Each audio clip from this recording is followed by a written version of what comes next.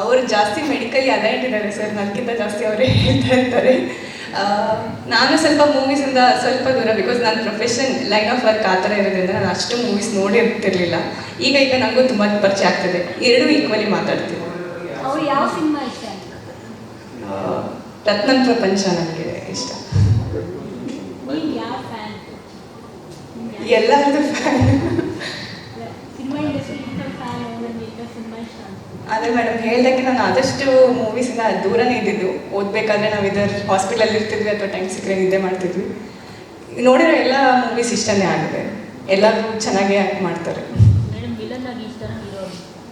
ಎರಡೂ ಥರ ಇಷ್ಟ. ಅದು ತುಂಬ ಅಂದರೆ ಆ್ಯಸ್ ಎ ಕ್ಯಾರೆಕ್ಟರ್ ಅವರು ಕ್ರೂರತೆ ಎಷ್ಟು ಚೆನ್ನಾಗಿ ಅದು he's played it very well.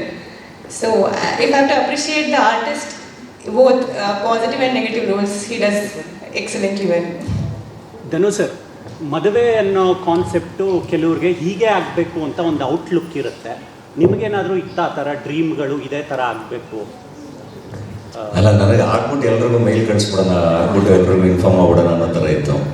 ಯಾಕಂದರೆ ಇಡೀ ಮದುವೆ ಪ್ರೋಸೆಸ್ ಎಲ್ಲ ನೋಡ್ತಿದ್ನಲ್ಲ, ನಮ್ಮ ಅಣ್ಣನ ಮದುವೆಯಿಂದ ಹಿಡಿದು ನನ್ನ ಫ್ರೆಂಡ್ಸ್ ಮದುವೆ ಎಲ್ಲದು. ಸೊ ಆರಾಮಾಗಿ ಸಿಂಪಲ್ಲಾಗಿ ಮನೆಯವ್ರ ಜೊತೆ ಆಗ್ಬಿಟ್ಟು ಆಮೇಲೆ ಇನ್ಫಾರ್ಮ್ ಮಾಡೋದಾಯಿತು ಅಂತ.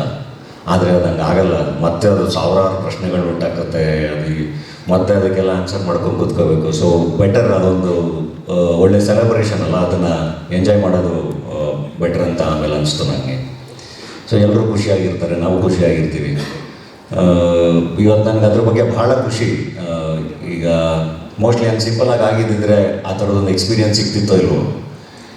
ಎಲ್ಲೋದ್ರೂ ಪ್ರತಿಯೊಬ್ಬರು ತುಂಬ ಚೆನ್ನಾಗಿ ಹೇಳ್ತಿರೋದು, ತಾಯಂದ್ರಿಂದ ಹಿಡಿದು ಮಕ್ಕಳಿಂದ ಹಿಡಿದು ಎಲ್ಲರೂ ಅಡ್ವಾನ್ಸ್ ಹ್ಯಾಪಿ ಮ್ಯಾರಿಡ್ ಲೈಫ್ ಅಂತ. ಈಗ ನಾನು ಇಡೀ ಕರ್ನಾಟಕ ಸುತ್ಕೊಂಡ್ಬಂದೆ, ಆಲ್ಮೋಸ್ಟ್ ಒಂದು ರೌಂಡು ಎಲ್ಲ ಊರುಗಳಿಗೆ ಹೋಗಿದೆ, ಯಾವುದೋ ಈವೆಂಟು ಎಲ್ಲ ಅಟೆಂಡ್ ಮಾಡ್ತಾ ಎಲ್ಲ ಕಡೆ ತುಂಬ ಖುಷಿಯಿಂದ ವಿಶ್ ಮಾಡ್ತಾರೆ. ಅವ್ರ ಮನೆ ಒಂದು ಸಂಭ್ರಮ ಅನ್ನೋ ಥರ ತುಂಬ ಪ್ರೀತಿಯಿಂದ ವಿಶ್ ಮಾಡ್ತಾರೆ. ಅದ್ರ ಬಗ್ಗೆ ಬಹಳ ಖುಷಿ ಇದೆ ನನಗೆ.